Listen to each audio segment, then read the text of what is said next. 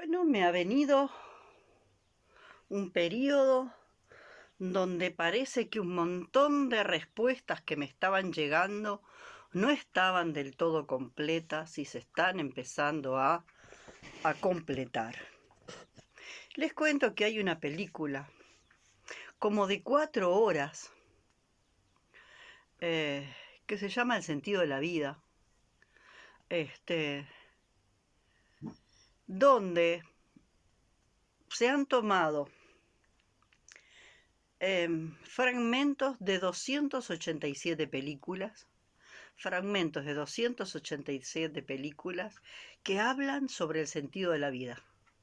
Y todos esos fragmentos son absolutamente diferentes. Todos los fragmentos son diferentes. Y yo fui mirando y dije, mira, en un tiempo estuve en este sistema de creencia. En otro tiempo estuve en este sistema de creencia. Y así fui viendo mi paseo en esto de la búsqueda del sentido de la vida. Porque no se habla del sentido de la existencia, se habla del sentido de la vida. Como si el humano y la vida mía como ser humano fuera el centro del universo. Entonces me fui viendo y dije, mira, en este sistema de creencias estuve. En este sistema de creencias estuve, en este sistema de creencias estuve. Y así fui mirando todos los fragmentos de la película que el autor, el que hizo esa recomposición, tomó los fragmentos centrales, nodulares, donde de alguna forma se hace el planteo de el nódulo de esa creencia sobre cuál es el sentido de la vida. Una vez escuché a Dolina, dice, después de haber transitado por muchos sentidos, por muchas respuestas que te dan el sentido de la vida, y haberlas comprado, porque están ahí para ser compradas, un buen día te das cuenta, un buen día entiendes y te das cuenta que la vida no tiene ningún sentido. Y yo vuelvo a decir, la vida como vida humana no tiene ningún sentido si no la podemos insertar en el sentido de la existencia. Y el sentido de la existencia te ofrece una lógica. Entonces, a mis casi 70 años, yo pasé por todos esos sentidos. Y también hice una adhesión ciega a todo eso que decían. Una adhesión ciega sobre cómo darle sentido a la vida humana, encontrando el sentido a la vida humana en el afuera y tomar prestado ese sentido de la vida, ¿no? Y esos sentidos de la vida generan un estado de embriaguez. Porque entonces aquello de la vida no tiene ningún sentido, que genera mucha ansiedad. Y de verdad, la vida no tiene ningún sentido si hablamos de conseguir sentidos afuera. Entonces te das cuenta que el sentido interno de la existencia es otra cosa. No es el sentido de la vida, el sentido interno de la existencia. Porque el sentido interno de la existencia te coloca en otro lugar, te coloca como un elemento más de la existencia. Te coloca como un elemento más de la existencia dentro del universo expresado. Y sos un elemento más como una bacteria, como un hongo, como un peral, como una jirafa, como una estrella, como un planeta. Sos un elemento más de la existencia. Y entonces la pregunta no tiene que ver cuál es el sentido de la vida humana. Entonces es una pregunta mucho más amplia. ¿Cuál es el sentido de la existencia? Y por lo tanto, ¿cuál es el sentido de que hayan tantos elementos en el universo expresado? ¿Cuál es el sentido de que hayan tantos elementos en el universo expresado? Y el sentido de la existencia es solamente ese. La esencia deviene en existencia a través de dos fases: concebir la primera y concretar la siguiente. Y todo lo que de alguna forma se vuelve existencia concreta en el universo expresado, pasó primero por una existencia abstracta, que es lo concebido. Ahora, lo concebido no es lo que el humano concibe desde su pequeña mente del plano 3, ¿no? No es por ahí donde viene la cosa. Lo concebido tiene que ver con la estructura a través de la cual la esencia deviene en existencia. Y yo solamente soy un elemento que permite que a través de mí la existencia devenga en existencia. Por lo tanto, soy apenas en el plano 1 un receptor. Un receptor, ¿no? Y un dispositivo procesador que permite eso, ¿no? Receptor, procesador, recibo y proceso, recibo y proceso. Recibo información y la proceso.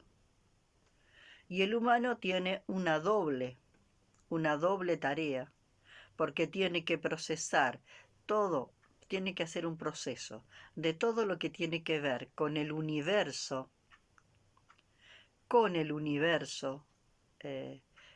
digamos, a ver cómo lo puedo expresar. Todo lo que tiene que ver con el primer desdoblamiento y además con el segundo desdoblamiento. El primer desdoblamiento es como si tuviéramos, a ver, voy a tomar algo, voy a tomar una hoja.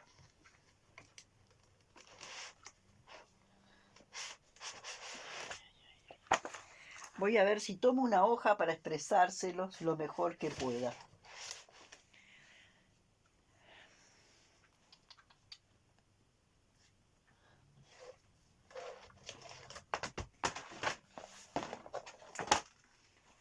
Les voy a mostrar qué es para mí desdoblamiento primario y desdoblamiento secundario. Estoy buscando una hoja. Vieron que esto es así. No se puede planificar y no se puede prever, porque no sabemos para dónde nos va, para dónde nos lleva. Esto de que las palabras empiezan a salir a través de nosotros.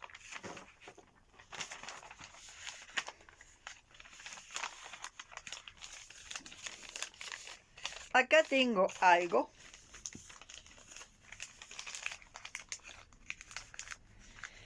Y todo lo que existe es un desplegarse, ¿no? Desde el plano 7 que estaría acá hasta el plano 1 que va a estar abajo. El desdoblamiento primario es esto.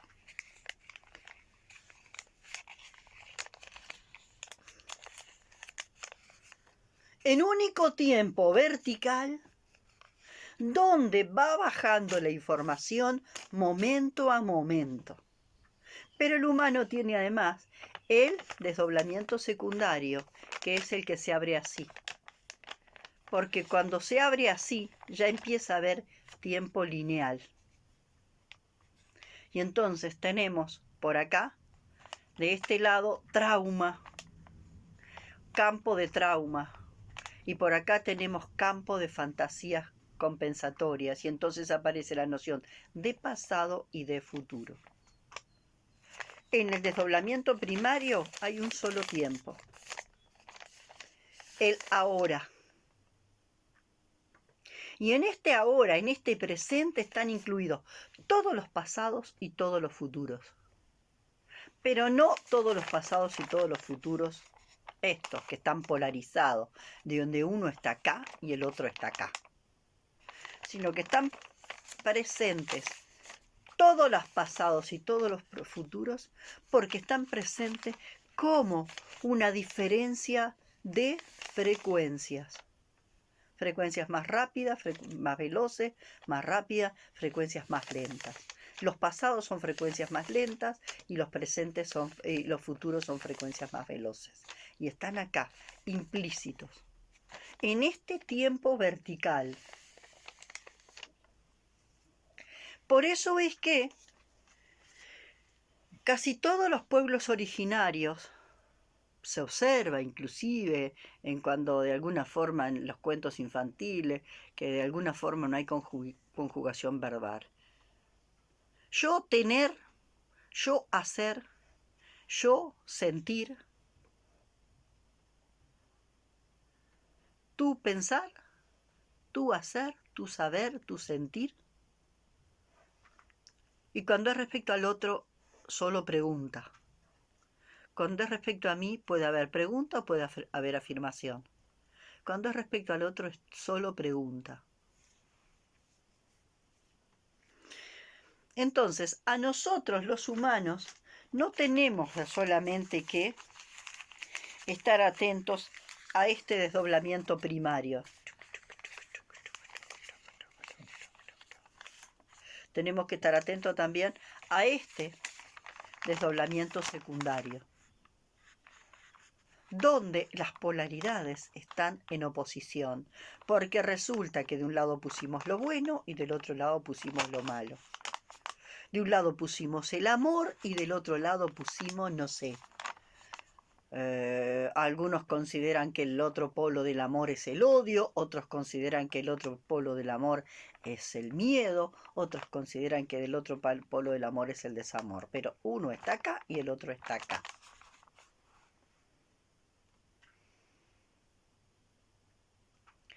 Entonces, en este sentido de lo que es, imagínense eso, esa hojita colocada dentro del mapa de los 7 planos, ¿no? Entonces, ¿qué es esto? Los sentidos comprados afuera se están cayendo. Los sentidos comprados afuera se están cayendo. Ya no hay nada donde comprar sentidos. No hay ningún boliche que tenga, acá se vende el mejor sentido de la vida. No hay.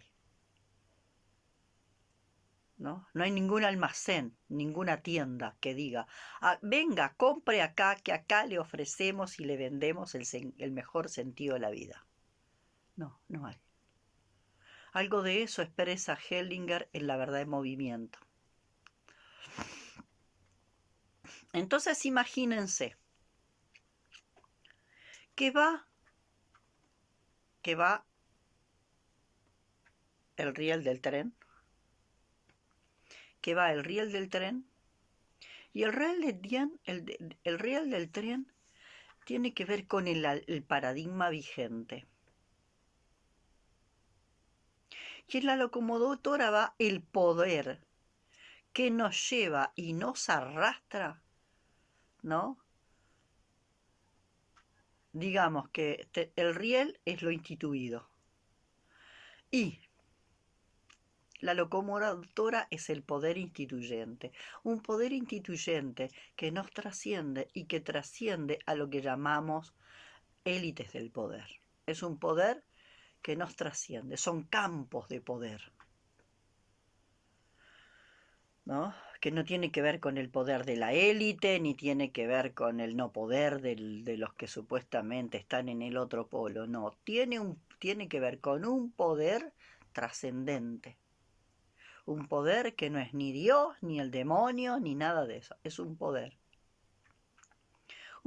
que hasta ahora nos ha tenido circulando en esa vía de tren que da vueltas y vueltas y vueltas y vueltas. Con ese poder instituyente, que ya les digo, no es el poder de una élite, no, es un poder que de alguna forma trasciende a cada uno de los humanos. Es un poder que está compuesto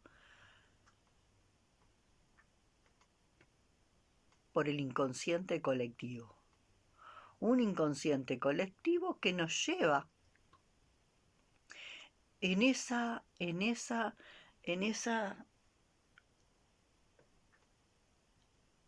en ese circular por esa vía. Y entonces nosotros estamos en un vagón del tren. Y en este vagón del tren, bueno, aquí compramos, en este vagón del tren compré un sentido de la vida. Voy a ser feliz si me caso y tengo pareja y tengo esposa y tengo hijo. Me caso y tengo pareja y estoy igual. Resulta que esto tenía que ver con que elegí la mujer inadecuada. Entonces agarro y me cambio de vagón y encuentro otra mujer. Y hago el intento y me pasa lo mismo. Porque el sentido de la vida lo tengo colocado en una expectativa, que es, el sentido de la vida es casarme y tener pareja y tener hijos. El sentido de la vida está puesto afuera, en un programa, en el programa de ser, de cumplir con el matrimonio perfecto a la familia feliz. Y entonces, como la mujer que elegí en este primer vagón no me sirvió porque no fue, el tema no tiene que ver conmigo, tiene que ver con que elegí a la mujer equivocada y salto para el otro tren. Y así yo conozco gente, hombres y mujeres, que han saltado de vagón y vagón, buscando, yo qué sé, parejas permanentemente, una y otra, para cumplir ese sueño que no sabemos qué es. El sueño de tener la pareja perfecta y la familia feliz. Y a lo mejor, quién sabe cuánta cantidad de vagones saltamos y nos encontramos siempre con lo mismo. El tema es que compramos ese sueño de la pareja perfecta y la familia feliz.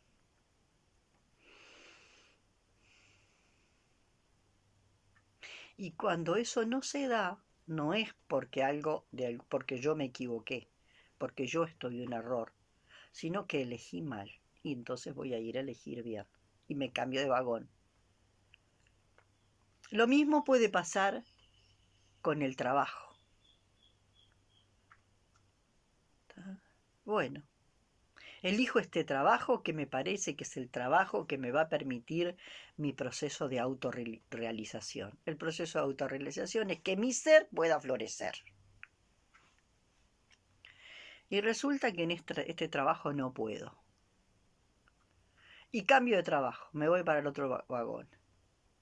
Y tampoco. Y cambio para otro vagón. Y tampoco. Y así cambio de trabajo.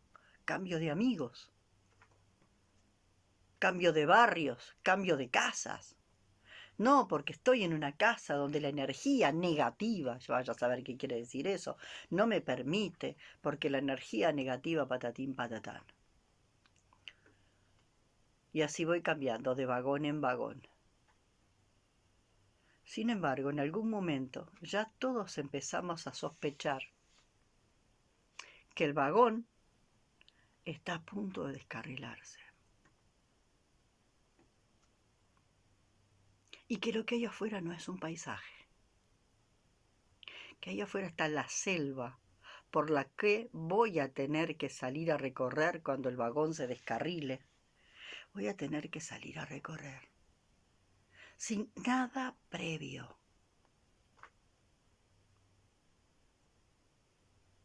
Puro instinto y pura intuición, momento a momento.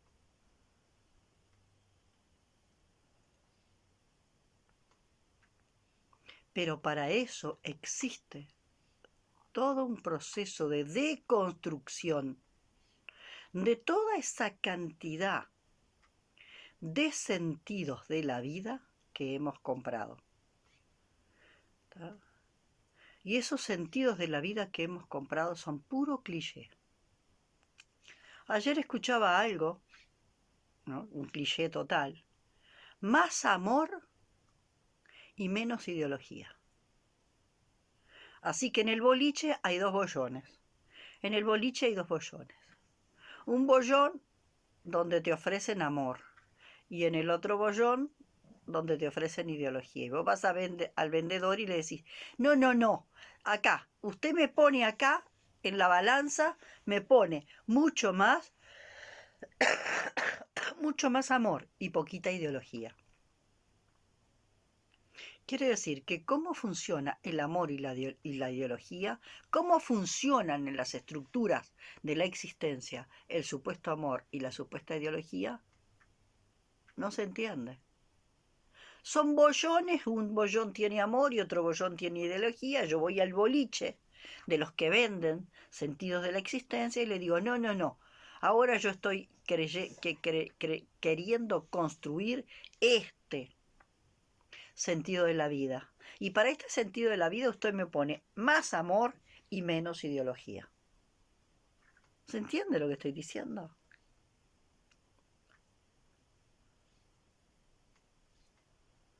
Y no se ha entendido cómo en el diagrama, en el diseño de la existencia, cómo funciona el amor y la ideología.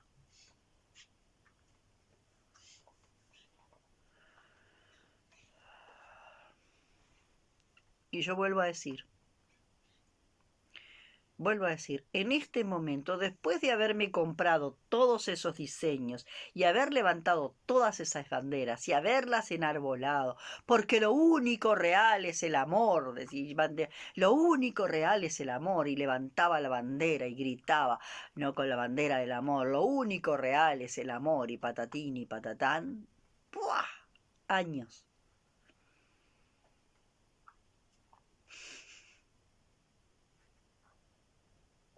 Y cuando compré eso de lo único real es el amor, mucho tiempo después, pude ver que lo que había en mí era un hambre de ese estado de sentirme amada. Y después me di cuenta que tampoco, que no era sentirme amada, era sentirme comprendida.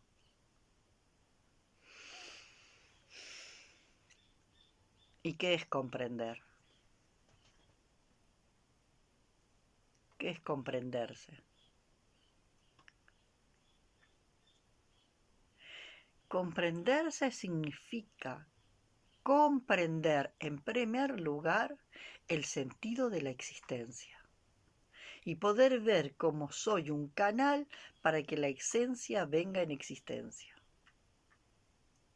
Y entonces acá es donde yo tengo absolutamente claro que antes de la existencia existe el amor constituyente. Entonces todo lo que existe, toda la existencia misma está constituida de amor. El amor crea el escenario, crea la escenografía y crea los personajes. Y los personajes son desde una ameba hasta una estrella. Y es ese amor constituyente que de alguna forma la esencia empieza a volverse ese amor constituyente. Y ese amor constituyente es el que de alguna forma comienza a tomar fuerza en la esencia para que esa esencia devenga en existencia.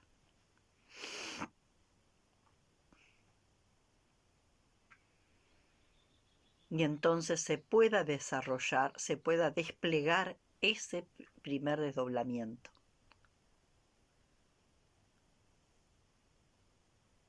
Y así funciona. Así funciona en un universo expresado, todo el universo expresado. Lo que es el diseño con que opera la naturaleza, el diseño en que opera la cosmología, todo.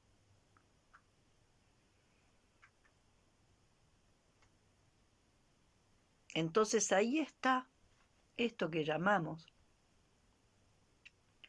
que empieza a pasar en el humano, que empieza a interpretar desde el lóbulo frontal en vez de percibir, que funciona desde el lóbulo occipital.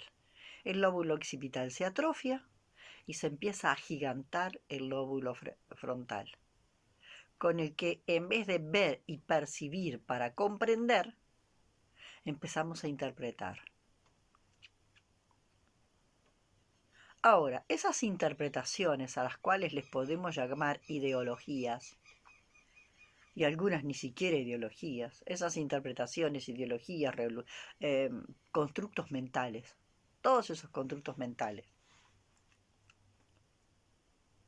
No es, no me venda más ideología, véndame más amor, no, porque toda esa ideología, todos esos sistemas de creencias, que son ideologías, que son religiones, que son patrones de conducta, todo eso está metido en mi coraza muscular caracteriológica. Está metido en mi neurología, está metido en mi ADN. Y yo lo que digo, más creencia que se vea, más creencia para ver y desmantelar. Quiero poder ver más creencia para desmantelar. Para poder ver todos los clichés de esos sentidos de la vida. Y cuando yo pueda ir viendo todos los clichés y todos los clichés de esa emoción de segundo plano, del plano emocional, todos los clichés que compramos están propensos a crear una suerte de embriaguez emocional. Una embriaguez emocional que nos deja ciegos, ciegos, ciegos. Y creemos que si alguien no tiene la misma embriaguez que nosotros, no está bien. No está bien. Porque en esta embriaguez yo encontré el sentido a la vida. Y cuando esta embriaguez no me alcanza, bueno, tomo alcohol, fumo, marihuana u otras cosas, porque necesito sostener esa embriaguez de esos estados emocionales. Ahora, los estados emocionales generan adicción, porque los estados emocionales generan una bioquímica. Y entonces somos adictos a determinados estados emocionales que crean embriaguez. Y que no nos permiten ver todos los sistemas de creencias que nos están manejando, que nos están operando. Y yo creo que yo necesito ver más mis sistemas de creencias. A pesar de que en esa película, ya les digo, creo que en esa película no sé si falta alguno. Pero me vi en todos, me vi comprando esos sentidos de la vida. Me vi en todos. Y también en ese pasaje por esa película que me llevó varios días, porque 2 horas y pico de película no se miran fácil ni más. Me llevó varios días y me llevó a observarme, a verme en retro. Mirá, cuando yo pensaba y repetía como loro eso tan lindo que decía Chopra, todo lo único que existe es el amor, lo único que existe es el amor.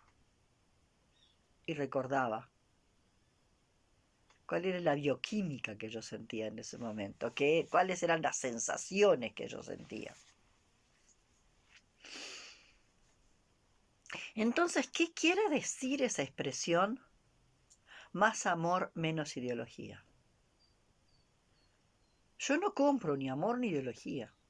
Yo me exploro y me autopercibo. ¿Dónde? Acá, en este momento. Me exploro y me autopercibo. Y me autopercibo cuando siento que toda mi biología está rebosante de la bioquímica, de eso que se llama amor.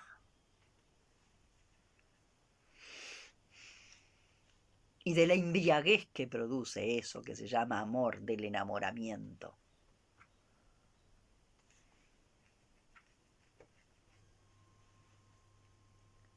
Y cuando puedo salir de la embriaguez de la bioquímica, de esa embriaguez, de ese estado de amor,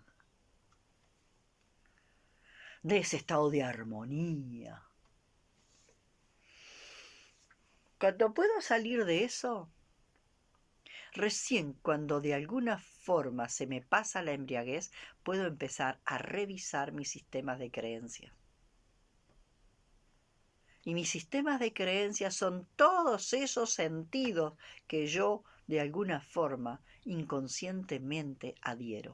Adhiero a miles y miles y miles de sentidos de la vida que están metidos, hechos carne en mí, en mi coraza muscular caracteriológica, en mi neurología, en mi ADN. Y ahí están las religiones, las ideologías, las filosofías de vida que de alguna forma se congelan, ¿no? Y se convierte en mi filosofía de vida, es esta. Y no existe una filosofía de vida, existe en todo caso un filosofar que momento a momento me permite encontrar sentidos. Pero ese filosofar tiene sentido.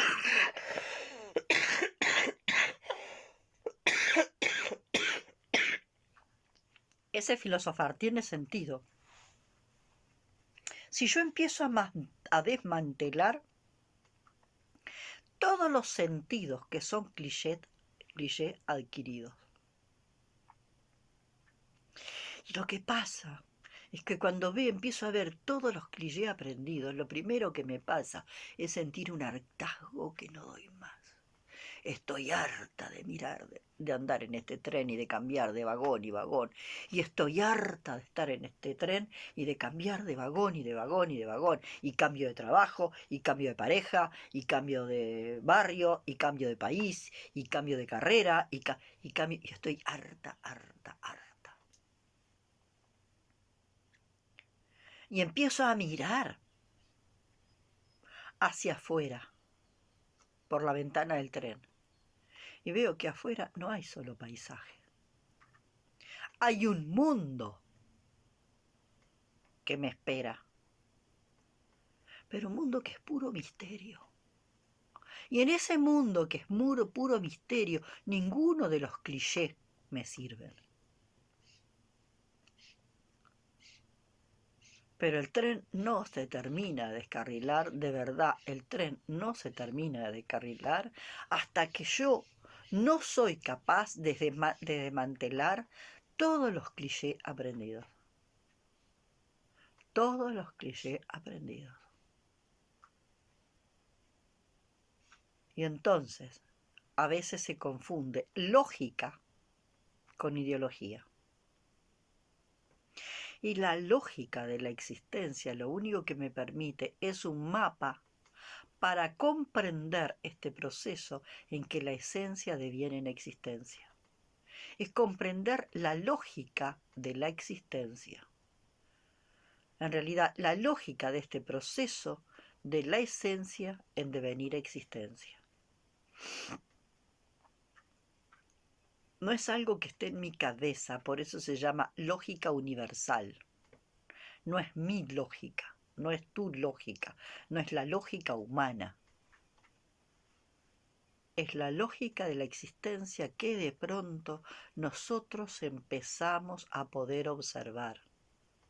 Y que de alguna forma esta lógica universal de la existencia tiene una mecánica por la cual la esencia deviene en existencia.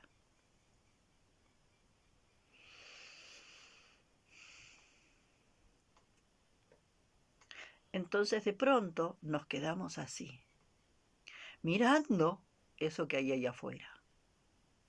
Y allá afuera no hay un paisaje para observar como si fueran una película que va pasando. Hay un gran misterio para explorar. Pero mientras no desmantelamos, no somos capaces de ver todos los clichés y la embriaguez que nos generan. Generalmente sentimos embriaguez con lo agradable, salvo que seamos masoquistas. Y entonces ahí nos embriaga lo desagradable. Pero también agradable y desagradable son constructos humanos.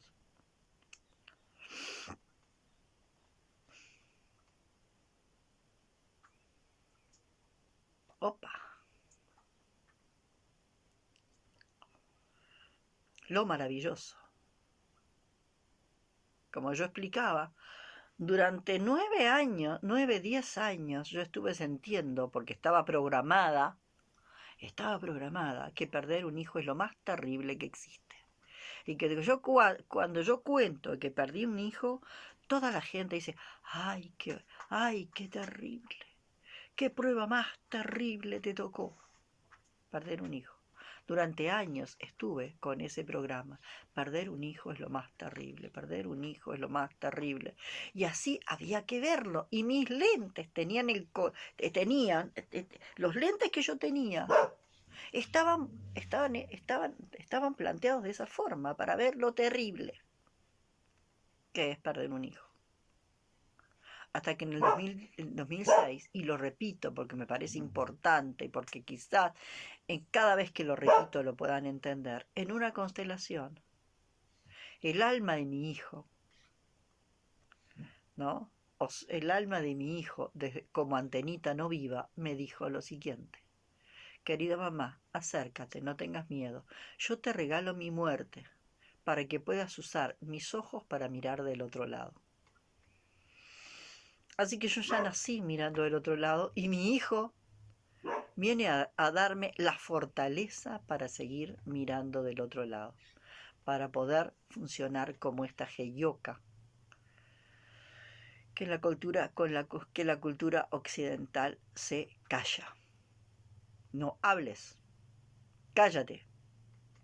Disonancia cognitiva, no me hables, no me digas, eso no lo quiero escuchar, no me hables, no me digas. Porque el heyoka es como el destornillador que viene a mostrarte que cuanto más te creas no mental, más mental eres. Cuanto más te creas que apagaste la mente, más te está operando la mente sin que te des cuenta. Y el destornillador va y mete justo ahí para mostrarte la enorme maquinaria mental que te maneja, que te opera. ¿Y por qué yo puedo tomar el destornillador y ponerle en otro para verle? Porque lo he hecho conmigo. Porque todos esos sentidos de la vida, que los que muestra la película y otros más, todos esos sentidos de la vida que se venden en los almacenes, en los supermercados de la venta de sentido de la vida, yo ya me los compré. Yo ya levanté esas banderas. Yo ya grité como si fuera la verdad sagrada. Y ya vengo de vuelta de todo eso.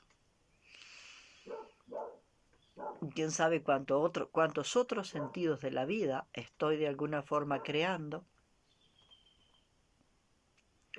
¿no? Y de alguna forma desmantelar esos sentidos de la vida que no son nada más que clichés, son nada más que constructos, sistemas de creencia. Y se van a seguir desmantelando más. Se me van a seguir cayendo más. Porque ese destornillador que yo a veces aplico hacia los demás, lo aplico hacia mí. En primer lugar lo aplico hacia mí. Y yo me doy cuenta que fui una compradora de chucherías la vida entera. Que todos esos sentidos de la vida que compré, en todos los supermercados, en todas las tienditas que venden sentidos de la vida, fue comprar baratijas que me sirvieron por un tiempo. Y que me ayudaron a andar en ese tren cambiando de vagón en vagón. este sentido de la vida que me da este vagón, el otro sentido de la vida que me da en el otro vagón. Y así fui cambiando de sentido de la vida, ya no de pareja, ya no de carrera, ya no de profesión, sino cada sentido, cada vagón era de un color. Y cada vagón era de un color. Y, en cada vagón había un sentido de la vida. Desde la historieta de las dimensiones, que cada vez me resulta algo más absurdo, porque todas las dimensiones, como yo les decía, están seteadas en la segunda contradicción. En ninguna de las dimensiones, de las descripciones de esas dimensiones, hay un observador que se pare en el punto cero del plano 5. En ninguna de las descripciones de las dimensiones. Así que eso también es un sistema de creencias, unos clichés, que generan como una sensación de embriaguez. Y bueno, y acá estamos. Y estoy en este momento desmantelando creencias, desmantelando la máquina mental, en primer lugar la mía. Yo misma tengo el destornillador, con el yo me voy desmantelando las creencias. Y sin duda que cuando desmantelo mis creencias, me cuesta muchísimo entenderme con los demás. Me cuesta muchísimo cuando alguien me dice que a través de esto que está sucediendo en mi vida voy a encontrar el camino al amor incondicional. No dice nada para mí, nada, nada, no dice nada. Que ojalá con este nuevo dispositivo terapéutico encuentre mi camino hacia la armonía. No dice nada para mí, nada. Lo que sí voy encontrando dentro es una dicha, un estado de dicha que no tiene que ver con la felicidad. Un estado de dicha y de paz, que a veces se altera, pero al que vuelvo rápidamente. Un estado de dicha y de paz, por de alguna forma irme vaciando cada vez más de clichés y de clichés y de clichés, y los clichés caen y los clichés caen y los clichés caen, y parece que en esta historia de que todos los clichés caen como las hojas del otoño, empiezo a atravesar una suerte de invierno como árbol desnudo. Y lo único que siento es la savia que sube y baja por el sarno. Lo único que siento es la savia que bulle por mi sarno, que sube y que baja, que sube y que baja. Por acá lo dejo.